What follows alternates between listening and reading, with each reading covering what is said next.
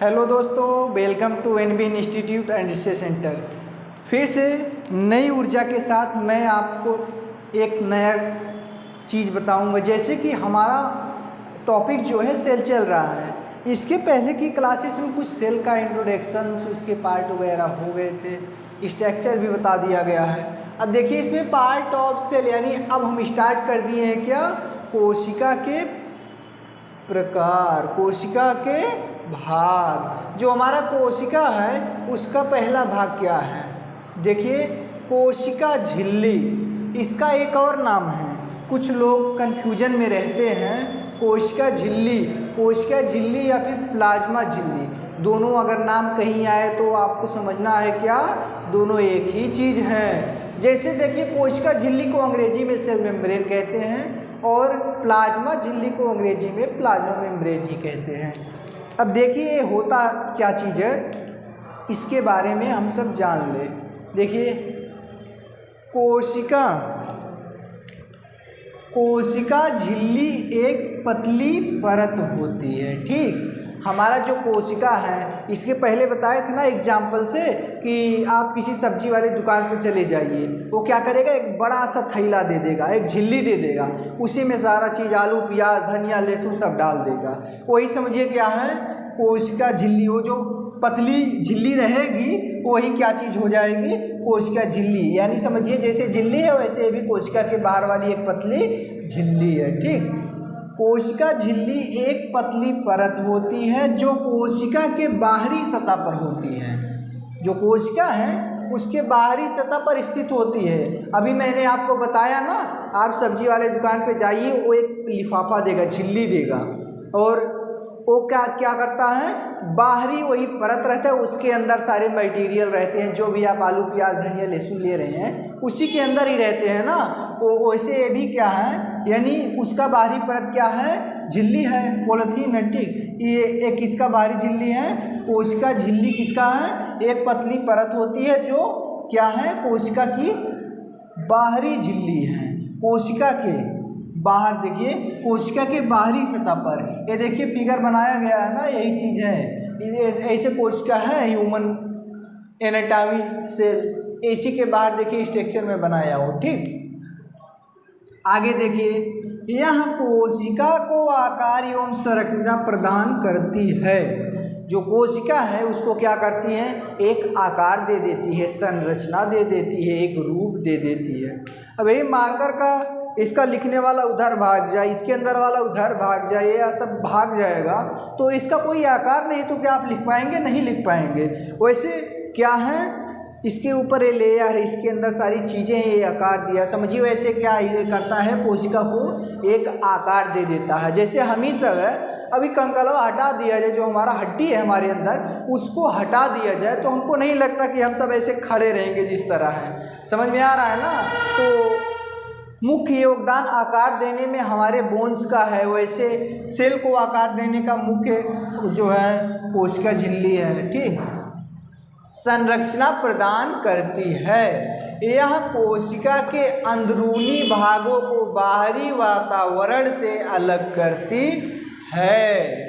ये जो कोशिका है, इसके बाहर जो अंदरूनी भाग होते हैं उससे क्या करती है, उसके वातावरण से अलग करती है। अभी कह दिया जाए हम केवल गर्मी अगर 10% झेल पाएंगे, सॉरी मार्कर नहीं चल रहा है, अगर हम सब गर्मी 10% झेल पाएंगे, आपको हम 100% हीट दे दें तो आप क्या करेंगे, उसको झेल नहीं पाएंगे। ये वातावरण अधिक है, ये वातावरण कम है, इसके लिए इसकी सुविधा चाहिए। वैसे ये भी कोशिका क्या करता है, जो उसके अंदर वाली भाग हैं बाहर वाले वातावरण से अलग करता है, एक तरह से सुरक्षा भी देता है। ठीक, समझ में आ रहा है ना। अगर कोई भी डाउट हो तो कमेंट सेक्शन में बता दीजिएगा। ठीक है, अब देखिए कोशिका झिल्ली। ठीक, कोशिका झिल्ली अब स्टार्ट करते हैं, इसके कुछ मुख्य चीज़ें हैं। कोशिका झिल्ली के कई महत्वपूर्ण कार्य होते हैं। अब देखिए आप इसके बारे में जान ही लिए, कोशिका को आकार दे रहा है, उसके अंदर अंदरूनी जो भाग होते हैं बाहरी वातावरण से अलग करता है। और ये एक पतली झिल्ली है जो कि कोशिका के बाहरी सतह पर रहती है। अब इसके कुछ कार्य देख लीजिए। कोशिका झिल्ली के कुछ मुख्य कार्य है, जैसे देखिए क्या, सुरक्षा। बात किए थे ना इसके ऊपर वाले, इसको आकार संरचना सुरक्षा ना, इसका एक कार्य क्या है, सुरक्षा। यह कोशिका को बाहरी क्षति से बचाती है। बात आ गई ना, समझिए। क्षति यानी हमारा स्केल है, अभी हमें ऐसे टन दे मार दिए ना, हमको पता नहीं चला, बस सही हो गया।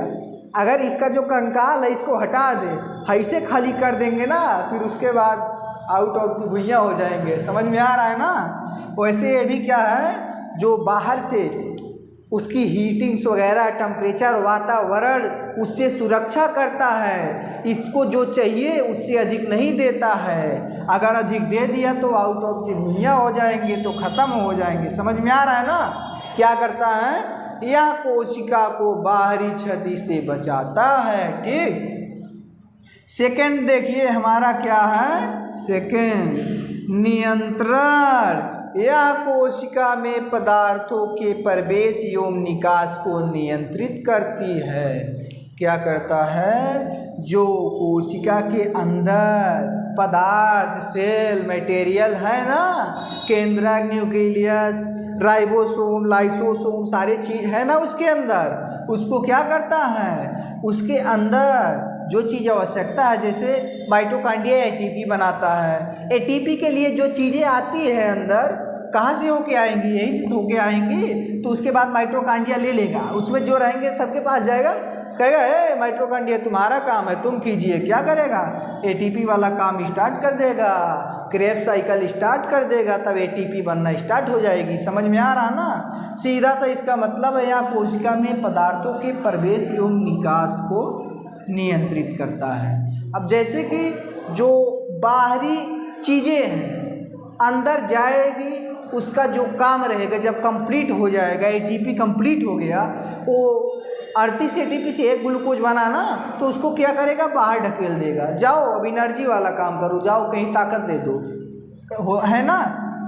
समझिए क्या है, वो जो बाहर आती है, जो अंदर आती है और बाहर जाती है, उसी को क्या करता है, नियंत्रण करता है। सीधा सा मतलब है। अब नेक्स्ट देखिए भैया क्या है, संरचना।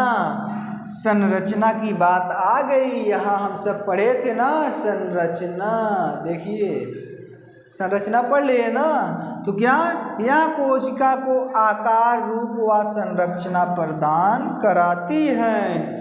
बात आई हमको कौन सा चीज़ है हमारे अंदर, क्या चीज़ है जिससे हम खड़े हैं।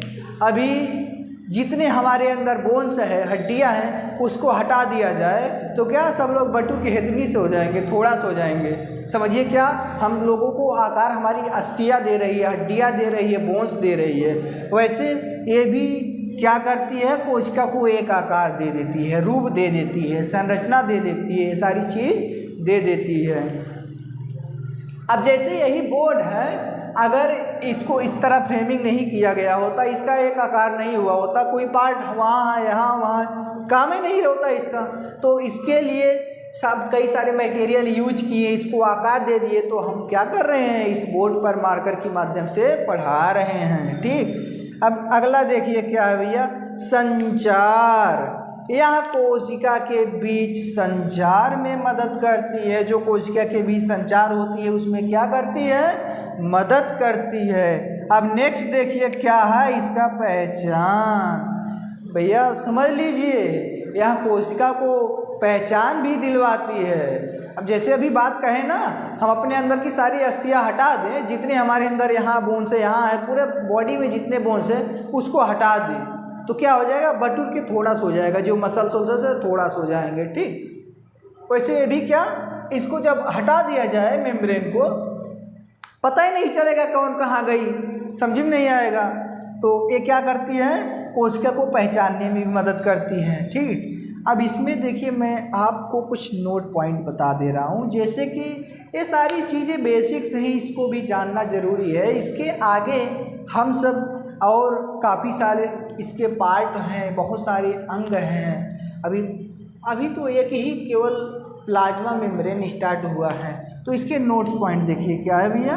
कोशिका झिल्ली में फास्फोलिपिड्स, प्रोटीन और कार्बोहाइड्रेट जैसे पदार्थ होते हैं। कुछ इसके अंदर फास्फोलिपिड्स, प्रोटीन और कार्बोहाइड्रेट के पदार्थ होते हैं। यह एक अर्धपारगमय झिल्ली है, यानी अर्धपारगमय मतलब इसके अंदर आता भी है और जाता भी है, ठीक। जिसका अर्थ है कि यह कुछ पदार्थ को पार करने की अनुमति देती है। यानी बात आ गई ना, पार का मतलब बाहर भी निकालेगी। अब इसके अंदर जो चीज़ आएंगी वो अपना एक काम करने के लिए जो चीज़ लेगा, यानी लेता भी है, काम होने के बाद देता भी है, ठीक। ये हो गया ना। अब देखिए अनुमति देती है लेकिन अन्य को नहीं। इसमें भैया कुछ ही चीज़ को देती है, और सारे हमारे बॉडी के अंग है ना, वो सब भी तो काम करेंगे, ठीक। समझ में आ रहा है ना। देखिए मैं फिगर लेकर आया हूँ। हमारा जो ह्यूमन सेल है, यानी एक प्लांट सेल है, एक ह्यूमन सेल है। ये देखिए ऐसे रहता है ह्यूमन सेल ना। इसी के बाहरी वाला वर्ड जो देखिए यहाँ बना है ना, प्लाज्मा मेम्ब्रेन, यही क्या है, कोशिका झिल्ली या फिर प्लाज्मा झिल्ली। तो आज का हमारा लेक्चर कंप्लीट हो गया। अगर आपको पढ़ने में मज़ा आ रहा है तो लाइक कर दीजिए, सब्सक्राइब कर दीजिए और कम से कम 10 लोगों के पास वीडियो को ज़रूर शेयर कीजिए। तो चलिए ठीक है, आज का हमारा लेक्चर कंप्लीट हुआ। और हाँ, अगर आप लोगों को कोई भी समस्या आ रही है तो आप कमेंट सेक्शन में कमेंट कर दीजिए, जिससे कि मैं जानूं कि लोगों को क्या परेशानियां आ रही है, तो मैं उसको सुधारने की कोशिश करूंगा, ठीक। चलिए ठीक है, थैंक यू।